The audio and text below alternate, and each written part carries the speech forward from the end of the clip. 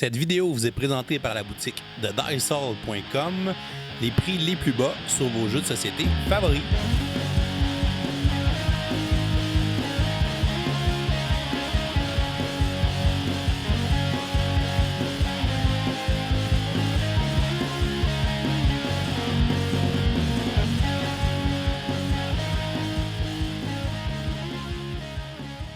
Salut les gamers, bienvenue à Professeur Board Game, je m'appelle David. Aujourd'hui à Board Game 101, on regarde le jeu Paladin du Royaume de l'Ouest qui a été voté par nos patrons sur Patreon. C'est un jeu qui a été édité en 2019 par Garfield Games qui ont fait une campagne Kickstarter et qui a été traduit en français par Pixie Games. C'est un jeu de l'auteur Shem Phillips qui a fait la trilogie des Pillards de la mer du Nord et de S.G. McDonald. C'est un jeu pour 1 à 4 joueurs, les parties vont durer de 90 à 120 minutes. C'est un jeu dont le but va être de faire le plus de points de victoire. On est dans un jeu de placement d'ouvriers où chaque joueur va avoir son propre plateau pour pouvoir placer les ouvriers et faire les différentes actions.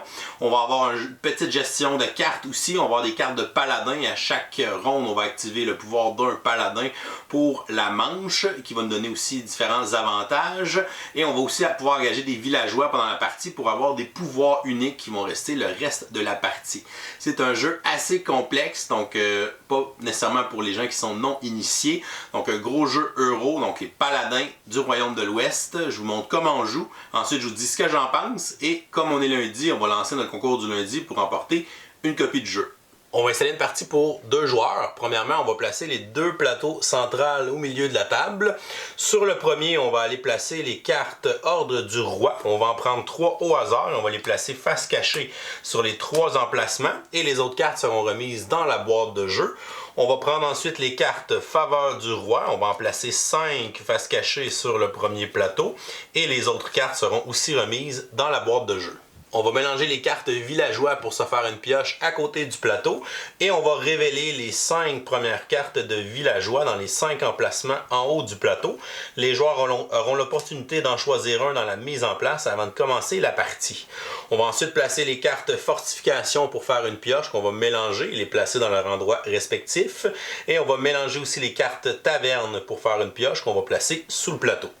Sur le deuxième plateau, on a d'abord la zone des impôts. Donc, selon le nombre de joueurs, on va regarder la quantité de pièces qu'on va placer dans la zone d'impôts. Ici, on nous indique 5 pièces pour une partie à 2 joueurs.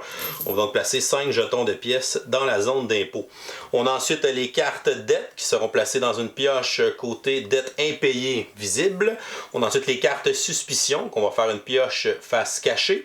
Et on va mélanger les cartes d'envahisseur face cachée pour se faire une pioche à côté du plateau. On va ensuite révéler les 6 premières cartes d'envahisseurs que les joueurs pourront affronter au début de la partie ou pourront tenter aussi de les convertir pour avoir des bonus de points en fin de partie. On va former une réserve avec les différents jetons. On va avoir une réserve de pièces, les jetons provision, les 6 sortes d'ouvriers. On a les paysans en blanc, les éclaireurs en vert, les marchands en bleu, les combattants en rouge, les clercs en noir et les criminels en mauve. Chaque joueur recevra un plateau personnel et on devra placer des jetons au début de la partie. On devra placer 8 jetons ateliers sur la piste de développement, 7 jetons moines sur la piste des missionnaires, 7 jetons de garnison sur la piste des garnisons, 7 jetons de genre sur la piste d'absolution. Les jetons de genre devront être placés en ordre croissant de numéros de 0 jusqu'à 9. Les 3 marqueurs d'attributs, le rouge pour la force, le bleu pour l'influence et le noir pour la foi, seront placés à 0 sur la piste de notre plateau personnel. Les joueurs vont aussi se prendre de la réserve 3 jetons de pièces ainsi qu'un jeton de provision au début de la partie. Les joueurs recevront un paquet de cartes paladin qui a le même icône que leur plateau personnel. Ils vont mélanger les cartes paladin sans les regarder et vont se former une pioche de cartes paladin à côté de leur plateau. Finalement, on va déterminer un premier joueur au hasard et on va lui remettre le jeton de parchemin. En ordre inverse de tour de jeu, donc en commençant par le dernier joueur, on va pouvoir se choisir une des cartes villageois qui est visible au début de la partie. Donc le joueur pourrait décider de prendre le défenseur et le premier joueur par la suite qui choisit en dernier pourrait décider de prendre l'acolyte comme son villageois de départ. Ils vont les placer à côté de leur plateau personnel. Ces villageois de départ ne coûtent rien aux joueurs et lorsqu'ils ont été choisis, on va déplacer les villageois restants faire la droite et par la suite, on va remplacer les espaces vides par des nouvelles cartes de villageois pour le début de la partie. Une partie de Paladin du Royaume de l'Ouest se joue en 7 rondes de jeu. À chaque ronde de jeu, les joueurs vont se choisir une carte Paladin pour la ronde et une carte Taverne qui vont leur permettre de recruter un certain nombre d'ouvriers qu'ils pourront ensuite utiliser pour aller effectuer des actions sur leur plateau personnel pour essayer de faire avancer les différentes pistes en plaçant des jetons, en gagnant des bonus et en ramassant des ressources pour essayer de progresser sur les 3 pistes de foi, d'influence et de force pour marquer le plus de points à la fin de la partie. À la fin des 7 rondes de jeu, le joueur qui aura marqué le plus de points sera le vainqueur. Au début d'une ronde de jeu, on va commencer par passer le jeton parchemin au prochain joueur, sauf à la première ronde de jeu, on va sauter cette étape-là. Donc le joueur va le conserver pour être le premier joueur durant la première ronde de jeu. Ensuite, on va révéler des cartes d'ordre du roi ou de faveur du roi selon le numéro de la ronde qu'on commence, indiqué sur le plateau principal. Alors, au début de la première ronde, on va révéler la première carte ordre du roi face visible. Les cartes ordre du roi sont des cartes d'objectifs que les joueurs peuvent accomplir pour marquer des points en fin de partie. Donc, si je réussis à construire 5 garnisons, je vais pouvoir marquer 4 points à la fin de la partie. Alors que plus tard dans la partie, on va révéler aussi les cartes faveur du roi, qui sont des cartes d'action spéciale que les joueurs pourront prendre dans chacune des rondes. On va ensuite révéler des cartes taverne égales au nombre de joueurs plus 1. Donc, comme on est dans une partie à 2 joueurs, on va révéler un total de 3 cartes taverne face visible sur la table. Ensuite, de façon simultanée, les joueurs vont piocher les 3 premières cartes paladin de leur deck et vont ensuite les regarder pour choisir une carte paladin pour la première ronde de jeu. Les paladins ont plusieurs caractéristiques différentes sur leur carte. Premièrement, on voit qu'ils vont nous donner 2 ouvriers de certaines couleurs indiqués en haut à gauche de la carte. Ensuite, on a certaines caractéristiques qui sont en lien avec les 3 pistes de foi, d'influence et de force. Donc, les paladins vont augmenter nos pistes de façon temporaire pour la ronde pour nous permettre de faire certaines actions qui auraient des prérequis dans ces pistes. Ensuite, chaque paladin dans le bas de sa carte a un pouvoir qui sera actif pour la ronde où il sera choisi. Parmi ces 3 cartes de paladin, le joueur devra prendre une des 3 cartes et la remettre sous sa pioche de cartes paladin. Il devra en prendre une deuxième pour la placer sur le dessus de sa pioche. Donc il pourra le repiger à la prochaine ronde. Et le 3e paladin, il va décider de l'utiliser pour la ronde. Il va donc le placer face cachée sur son plateau. Lorsque tous les joueurs ont choisi leur carte de paladin, on va commencer par le premier joueur qui va révéler sa carte de paladin. Il va prendre les 2 ouvriers verts qui sont indiqués dans le haut de sa carte. Donc il aura 2 ouvriers verts pendant cette ronde. Et par la suite, il va aller choisir une des 3 cartes taverne pour avoir 4 ouvriers supplémentaires.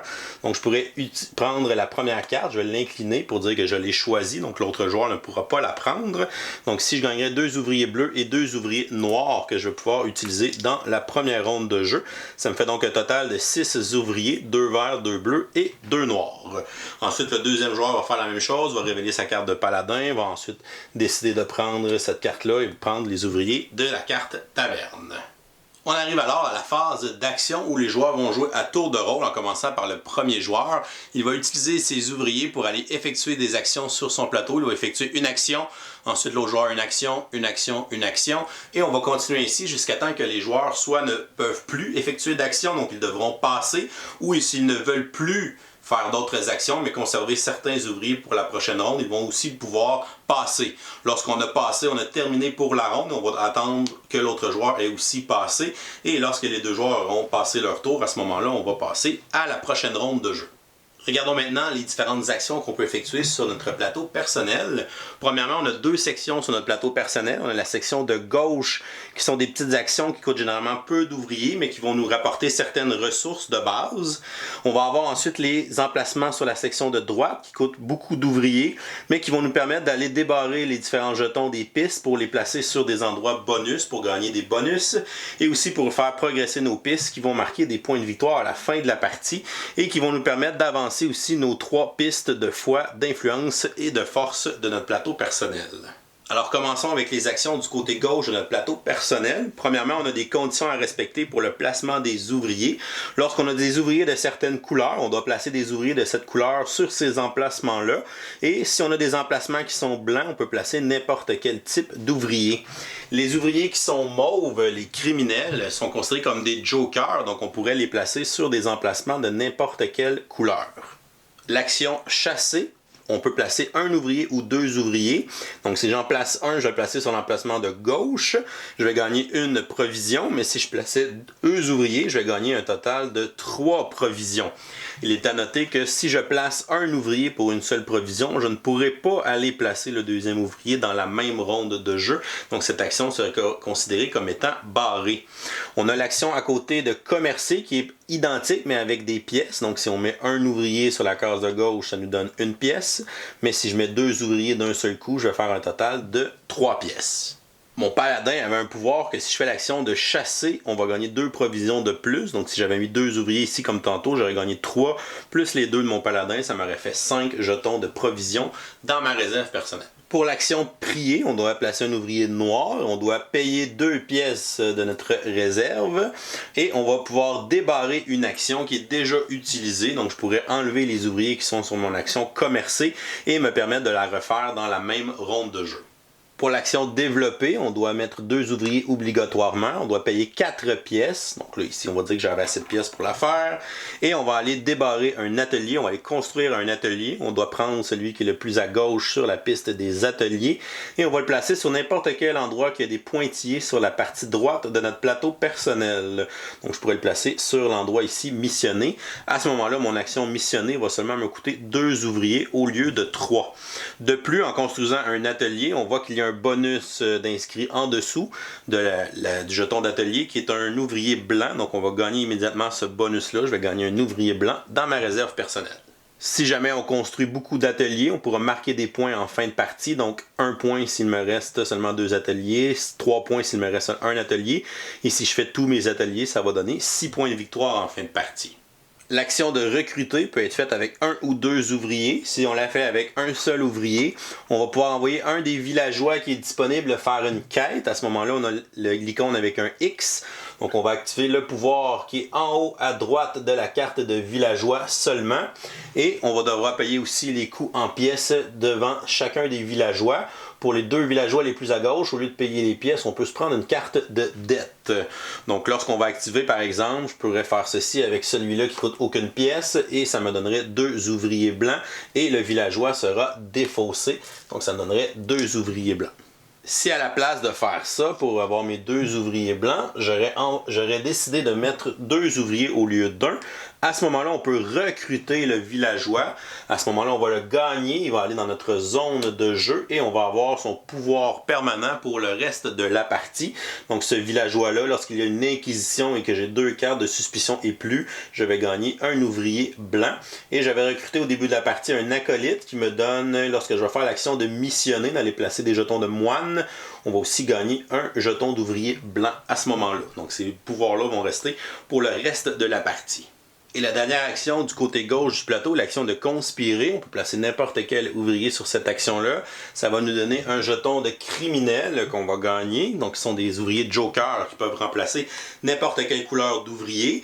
Mais lorsqu'on va gagner un ouvrier mauve, un criminel, on va devoir prendre une carte suspicion et la placer dans notre zone de suspicion en haut à droite de notre plateau. On va regarder le nombre d'argent qui est indiqué, qu'on va aller prendre dans les taxes de la ville. Donc ici, on va aller prendre 2 pièces dans les taxes. On va les gagner et on va avoir gagné une carte suspicion.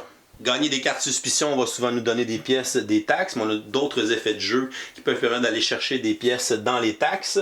Lorsque la zone de taxes est vide, que toutes les pièces ont été prises, on va avoir une inquisition qui va arriver. À ce moment-là, on va regarder le joueur qui a le plus de cartes suspicion et ce joueur va gagner une carte de dette. Une carte de dette nous enlève 3 points de victoire en fin de partie si on ne la paye pas.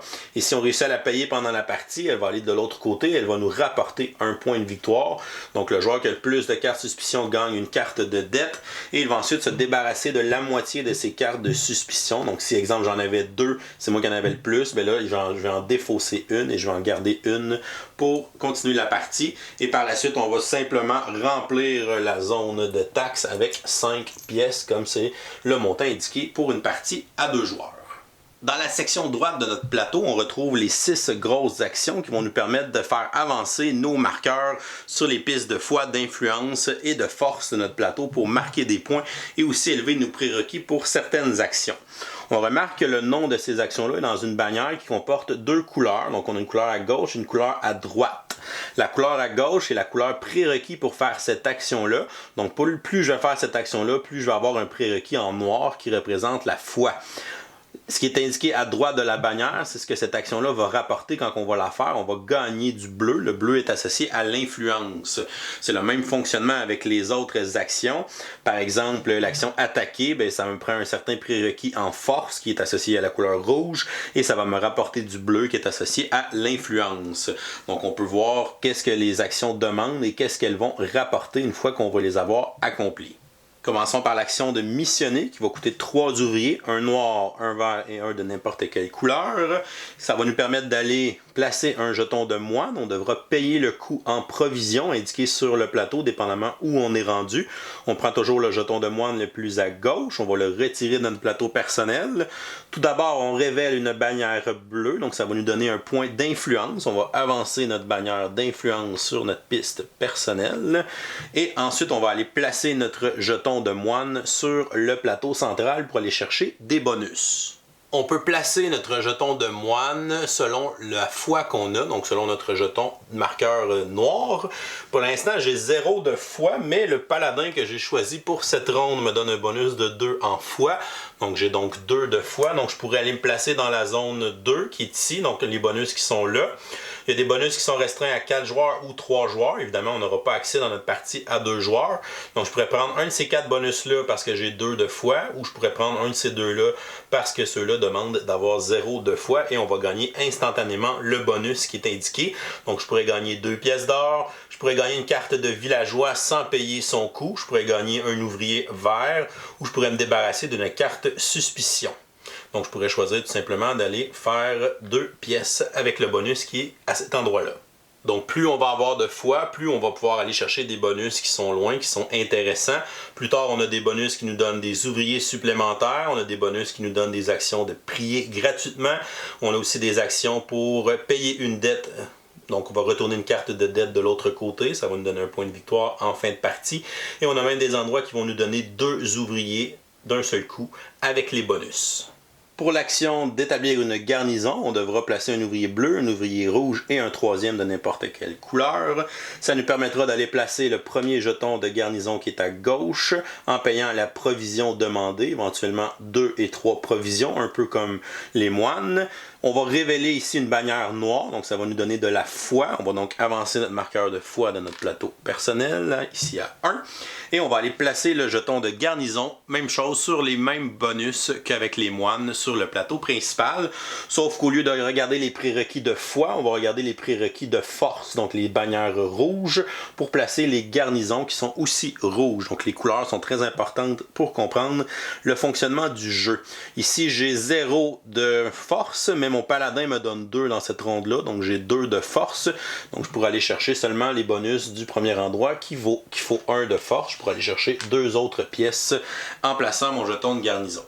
Si on réussit à construire 5, 6 ou 7 garnisons, on va marquer des points en fin de partie. Même chose avec les moines. Si on en construit 5, 6 ou 7, on va marquer des points bonus en fin de partie. Ensuite, on a l'action de fortifier qui nous permet d'accomplir en jouant un ouvrier bleu, un ouvrier vert et un ouvrier de n'importe quelle couleur. On devra payer des provisions demandées par les cases de fortification en haut de notre plateau personnel. On doit commencer obligatoirement par la case la plus à gauche, donc ici je devrais payer 1 de provision. On a aussi un prérequis d'influence, donc il faut que j'ai une certaine influence pour faire des fortifications. La première case me demande 0, donc je pourrais la faire présentement, mais j'ai 1 d'influence, je pourrais même aller faire jusqu'à la deuxième éventuellement. À ce moment-là, on va prendre le paquet de cartes de fortification, on va piocher la première carte et on va la placer dans la première case disponible de notre piste de fortification et on va marquer les bonus qui sont là. Donc on va avoir 2 points de victoire en fin de partie et on a une bannière rouge, on va donc augmenter en force. Donc je vais tomber à 1 dans mes 3 attributs. Si jamais on réussit à construire 5, 6 ou 7 fortifications, on va aussi marquer des points de victoire en fin de partie. Pour l'action attaquer, on devra jouer un ouvrier vert, un ouvrier rouge et un ouvrier de n'importe quelle couleur. Et on va pouvoir attaquer un des envahisseurs qui se trouve présentement sous le plateau principal. Les envahisseurs vont avoir la valeur de combat associée à la bannière rouge de force. Donc je vais devoir affronter un adversaire qui a une force égale ou inférieure à ma force. Ici j'ai 1 de force, mon paladin me donne 2, ça fait un total de 3 de force. Donc je pourrais affronter celui-là qui demande 1 et celui-là qui demande 3, donc je pourrais vaincre cet envahisseur-là. À ce moment-là, on va gagner ce qui est indiqué en haut à droite de la carte, donc on a une bannière bleue, ça va me donner de l'influence, donc on va augmenter notre valeur d'influence de notre plateau personnel, et ensuite je vais gagner un ouvrier noir dans ma réserve personnelle. On va conserver les cartes d'envahisseurs qu'on a vaincus, puisqu'on peut marquer certains points bonus en fin de partie avec ceux-ci. Si j'avais voulu combattre un adversaire plus fort, j'aurais pu dépenser des pièces d'or pour augmenter ma valeur d'attaque. Donc, une pièce d'or peut me donner 2 valeurs d'attaque. Donc, j'aurais pu payer une pièce d'or, monter à 5 d'attaque pour affronter cet adversaire-là, pour gagner 1 d'influence et me débarrasser d'une carte de dette. On pourrait dépenser plusieurs pièces d'or pour aller vaincre des adversaires toujours de plus en plus puissants pour compenser à la valeur de force que nous n'avons pas.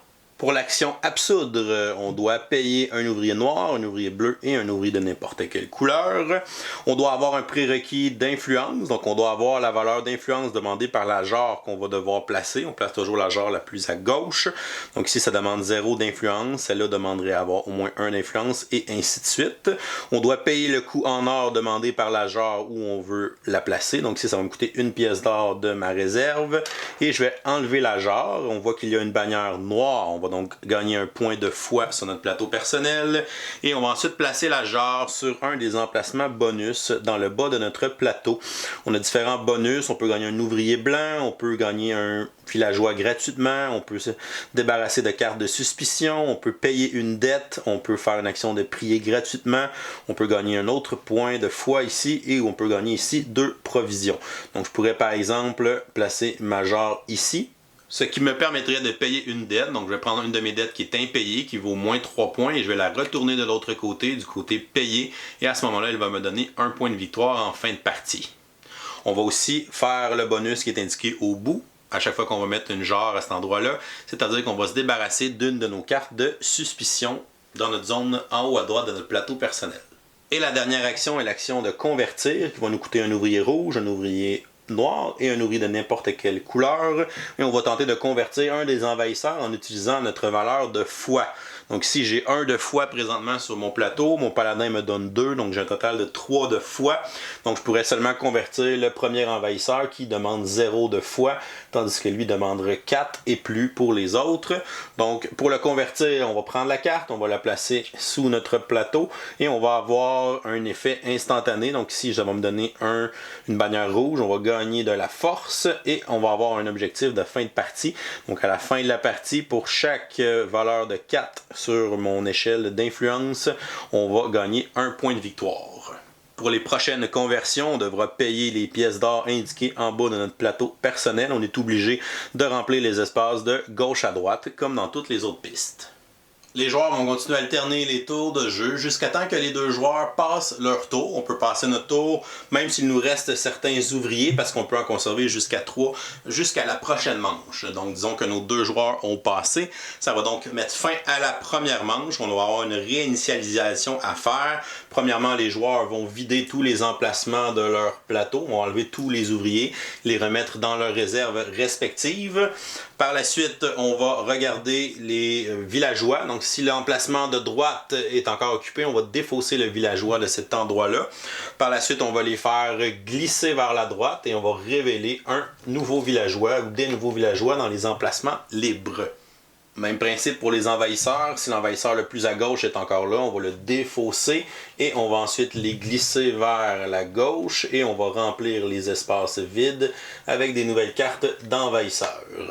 Le joueur ici va aussi vider son plateau et enlever les différents ouvriers. On va aussi défausser les cartes taverne de la première ronde et on va se préparer à la deuxième ronde. Au début de la deuxième ronde, on va passer le jeton de parchemin à l'autre joueur. On va ensuite révéler la prochaine carte d'ordre du roi. Donc ça va être de construire 5 remparts pendant la partie pour marquer 6 points de victoire. Et on va ensuite aller choisir nos paladins, choisir nos ouvriers dans la taverne et on va commencer la deuxième ronde de jeu. À la troisième ronde de jeu, on va révéler le troisième et dernier ordre du roi qui vaut 8 points de victoire à la fin de la partie. Donc lui, ça va être d'attaquer 5 envahisseurs. Et on va aussi révéler la première carte de faveur du roi qui est une carte d'action spéciale. Donc ici, on peut aller placer un ouvrier mauve pour aller faire 3 ouvriers blancs. Lorsque cette case est occupée, on ne peut plus l'utiliser pour le reste de la ronde. Et on ne peut pas utiliser l'action de prier pour libérer cette case-là. Donc seulement un joueur peut effectuer ses actions spéciales. Et dans la récupération à la fin de la ronde, on va retirer les ouvriers qui étaient sur les cartes de faveur du roi. On va donc continuer la partie en jouant la troisième, la quatrième, la cinquième, la sixième et la septième ronde. Et à la fin de la septième ronde, on va passer au décompte final des points. Premièrement, on va regarder si on a réussi à faire les 3 ordres du roi. Donc ici, c'était de faire 5 garnisons, je n'ai pas réussi. Ici, c'était de faire 5 fortifications, ça c'est fait. Donc 6 points. Ici, c'était de tuer 5 envahisseurs. Et donc, j'ai réussi à combattre 5 envahisseurs. Donc, ça fait 8 points plus 6. On est à 14. Ensuite, on va regarder la valeur de nos pistes sur la foi. La foi me donne 11. Ma force et mon influence me donnent 13 chacun. On va ensuite regarder pour les fortifications. Donc, j'ai construit toutes mes fortifications. Ça va me donner 6 points bonus. J'en ai 2 ici sur la carte de fortification directement. Mes ateliers, j'en ai construit 6, donc ça fait 1 point de victoire. J'ai placé tous mes moines, donc ça fait 9 points de victoire. Ici, les garnisons, ça me donne pas de points. Pour mon absolution, j'ai réussi à placer presque toutes mes genres, donc ça va me donner 3 points de victoire ici. Pour mes 2 personnes que j'ai converties, donc je fais 1 point pour chaque 4 de foi et chaque 4 de force. Ça va me faire 2 points pour chacune des cartes. On a ensuite les dettes, donc j'ai 3 dettes qui me donnent 1 point, mais une dette non payée qui me donne moins 3 points, donc ça s'annule. On va ensuite faire 1 point pour chaque 3 ressources entre les pièces et les provisions. Donc si j'en ai 3, ça va donner 1 point de victoire. On additionne tout ça ensemble pour faire notre score final et le joueur qui aura le plus haut score sera déclaré vainqueur. Si jamais on a une égalité, c'est le joueur qui a fait le plus de points avec les ordres du roi. Si jamais l'égalité persiste, c'est le joueur qui a le moins de cartes suspicion à la fin de la partie. Sinon, on va avoir une victoire partagée. Et voilà, c'est comme ça qu'on joue à Paladin du Royaume de l'Ouest. Je vous reviens avec mon opinion personnelle. Qu'est-ce que je pense de Paladin du Royaume de l'Ouest? Premièrement, j'avais très hâte de l'essayer. J'étais un gros fan de la première trilogie de la Mer du Nord, puis c'est un de mes jeux favoris. J'avais quand même beaucoup aimé Architecte, le premier de la nouvelle trilogie. Donc j'avais vraiment hâte d'essayer Paladin, ou si on disait que c'était un jeu plus complexe, donc j'avais hâte d'embarquer là-dedans. Donc qu'est-ce que j'ai aimé dans ce jeu-là? Premièrement, comme les autres de la trilogie, ça reprend le même style visuel que j'aime beaucoup. Donc j'aime beaucoup cet artiste-là et le travail qu'il fait. On reconnaît des fois certains personnages qu'on a vus dans les autres jeux, que c'est les mêmes images. Fait que c'est des beaux clins d'œil. Je trouve ça le fun d'avoir créé une espèce d'univers, puis de continuer dans le même univers, puis d'aller des nouveaux jeux, puis qu'on retrouve des choses qu'on connaît déjà. Ensuite, le matériel, c'est hallucinant dans ces jeux-là. Comment les boîtes sont petites, mais comment il y a du stock là-dedans, c'est débile. Donc les plateaux, le matériel, les meeples en bois, il y en a des tonnes, les ressources. Moi j'ai pris les super sous en métal, évidemment. J'ai la version Kickstarter. Donc vraiment, superbe production qui rentre très étroitement dans cette boîte-là, mais au moins, il n'y a pas d'espace perdu, puis vous pouvez mettre plus de jeux comme ça dans un cube de Kallax. Donc ça, on aime ça, des petites boîtes, mais qui sont vraiment très bien remplies. Donc c'est clair que vous en avez pour votre argent côté matériel dans cette production-là. Ensuite, le gameplay, qu'est-ce que j'ai aimé? J'ai quand même aimé beaucoup de choses. Premièrement, la gestion des paladins. Donc, de choisir un paladin qu'on va activer pour la ronde. Ce paladin-là va me donner un pouvoir qui est quand même assez fort. Souvent, qui va te permettre de ne pas payer les coûts pour certaines actions. Puis à la fin de la partie, justement, tu vas en tirer profit. Tu vas faire des combos des fois. Ok, cette action-là me coûte rien. Fait que je vais aller finir les dernières cases qui coûtent très cher en ressources, en provisions ou en argent. Puis là, en utilisant des actions de prier, ben là, on va faire cette action-là 2-3 fois dans le même tour. Mais là, on la paye pas à cause du paladin. Fait que là, on peut finir ces actions-là qui sont très coûteuses. Fait qu'il y a vraiment des combos intéressants à faire. Puis la gestion aussi de Ah, mais celui-là, je vais le remettre sur le dessus, lui, je vais le mettre en dessous pour la fin de la game, il va revenir. Fait que c'est vraiment le fun à gérer. Le deck de Paladin, c'est vraiment bien fait. Puis ça nous donne aussi des petits bonus côté de nos pistes, là, nos 3 pistes qui sont la principale chose dans le jeu, là, les pistes de foi, de force puis d'influence. Puis j'aime beaucoup comment ces pistes-là fonctionnent, puis comment elles sont interreliées les unes avec les autres. OK, mais si tu veux faire cette action-là, ça te prend temps en force. Si tu veux faire cette action-là, ça te prend de la foi. Puis cette action-là va te prendre de la foi, mais elle te donne de l'influence, puis etc. Fait que tu peux essayer de trouver une espèce de combine où tu vas justement faire, monter tes pistes. Parce que c'est ça qui donne quand même beaucoup de points à la fin de la partie, c'est ces 3 pistes-là. Puis c'est ce qui te permet aussi de faire toutes les actions, d'avoir des prérequis de ces pistes-là. Fait que je trouve intéressant toutes les relations qui existent entre les différentes actions. Puis que t'es pas juste un moyen d'avancer une piste, que tu as plusieurs actions qui peuvent avancer cette piste-là. Donc l'interaction avec les couleurs sur le plateau aussi, on s'y retrouve très bien. La force de ce jeu-là, même si c'est un jeu très complexe, je pense que c'est le symbolisme sur les plateaux, puis le symbolisme qu'on utilise. Si on est familier avec Architects, si on est familier avec les autres jeux de la trilogie des pillards, ben on a même des icônes qui reviennent puis qu'on reconnaît de jeu en jeu qui veulent dire la même chose. Fait que c'est très facile à prendre en main puis on se retrouve facilement. Puis le plateau, justement, il n'a pas l'air chargé parce que toutes les icônes, tous les symboles sont là, sont faciles à comprendre, donc sont vraiment bien pensés. Fait que ça, c'est super pour un jeu d'une complexité comme ça. Juste à regarder le plateau, puis regarder tous les indices, puis tous les coups des actions, tout est là, tout est présent, puis c'est vraiment très très bien fait. Fait que vraiment un gros plus pour le symbolisme, donc ça, c'est vraiment très cool. Le petit côté de la suspicion, l'espèce d'aller chercher les taxes, puis là on peut recevoir les inquisitions qui nous donnent des dettes. Fait que ce petit côté-là de prise de risque aussi est intéressant dans un jeu de gestion de ressources. Puis on peut évidemment transformer ces dettes-là en dettes payées qui finissent par nous donner des points de toute façon. Fait que ça peut donner une combine intéressante aussi. Puis c'est très cool aussi les cartes de villageois qui vont nous donner des pouvoirs pour la partie. Fait que souvent au début de la partie, on va aller chercher 3-4 villageois, on essaie de se faire un combo. Pour une telle action, on va nous donner des bonus. Fait que là, je vais aller essayer de maximiser cette piste-là pour gagner les bonus de mes villageois. Fait que ça aussi c'est intéressant, ça donne un petit feeling engine building. Les ateliers où on va les placer aussi, quelles actions je veux qui me coûtent moins cher, quelles actions que je veux faire souvent, que je vais essayer d'aller au maximum dans les pistes, parce que c'est très important d'emmener des pistes au maximum, parce que c'est là qu'ils vont donner des points. Si j'emmène une piste à moitié, ben là, ça donne pas grand chose, peut-être que j'aurai même pas de points. Donc c'est vraiment très crucial de se concentrer sur certaines parties du jeu. Oui, il faut faire un peu de tout, il faut monter les 3 attributs majeurs, mais il faut quand même maximiser certaines pistes si on veut performer dans le jeu. Les objectifs d'ordre du roi, c'est intéressant aussi, mais on dirait qu'on n'a comme pas le choix d'aller les faire parce qu'ils sont disponibles pour tout le monde, ça peut faire une grosse différence de points. Fait que c'est ça, on dirait que ça guide notre game, mais ça guide la game de tout le monde aussi, fait que ça fait peut-être un peu moins varié. Côté négatif, qu'est-ce que j'ai moins aimé? C'est pas un jeu que je vais essayer à 4 joueurs, définitivement, ça va être tellement long avant que ça revienne à notre tour. J'ai joué toutes mes parties à 2 joueurs, puis j'ai trouvé qu'à 2 joueurs, c'est vraiment, je pense, l'idéal. Il y a aussi un mode solo pour jouer tout seul aussi qui peut être très cool, mais que je n'ai pas essayé malheureusement. Mais définitivement à 3 à 4, je pense que c'est un jeu qui va vraiment s'éterniser. On va aller chercher du 3h, 3h30. Parce que c'est très long le temps d'attendre des fois entre les tours, puis si on est plusieurs à jouer, mais ça va être interminable. Fait que pour moi, je pense que ça va rester un jeu à 2 joueurs. Il n'y a pas tant d'interaction entre les joueurs que ça. On a une petite course avec les cartes qu'on va aller chercher en premier ou des choses comme ça, les bonus. On se combat un peu pour les bonus. Fait que c'est une petite interaction indirecte, mais c'est pas là-dessus qu'il y en a le plus. Évidemment, chacun fait sa machine, chacun fait son engin. On peut pas trop aller jouer dans les pattes des autres. Puis le gros point négatif, j'ai trouvé, c'est le scoring. On dirait que le scoring, tu sais, le jeu est vraiment, il est complexe. Puis ce qu'on fait, c'est cool, on va faire des combos intéressants, puis on a l'impression de faire des choses dans le jeu.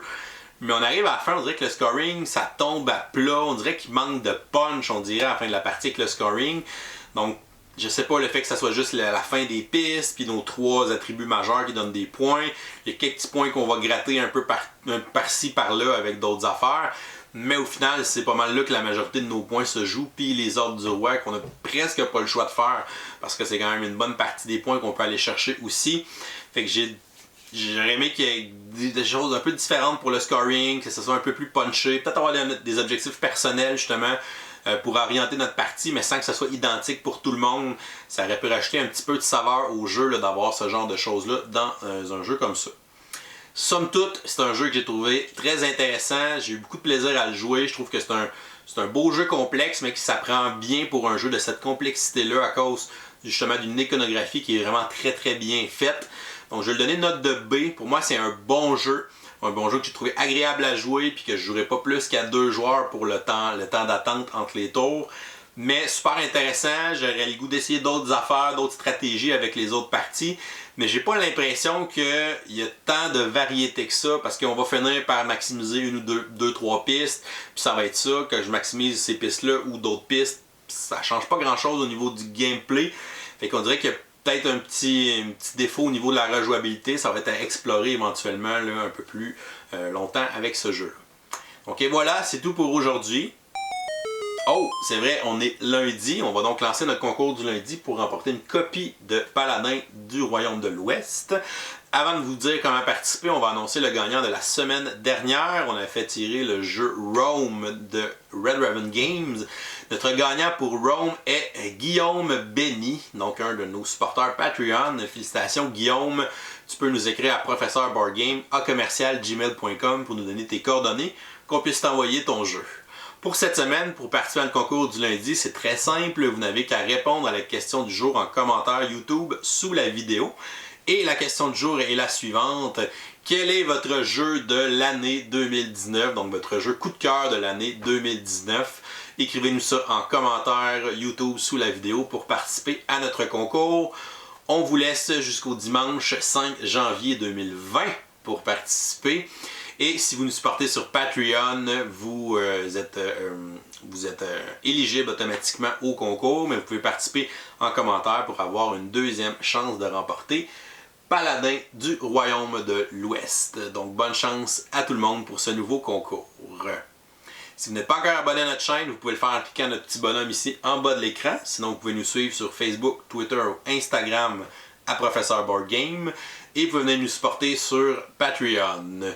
Je vous souhaite une bonne fin d'année 2019 et une très bonne année 2020. Beaucoup de découvertes ludiques qu'on vous souhaite et continuez de gamer.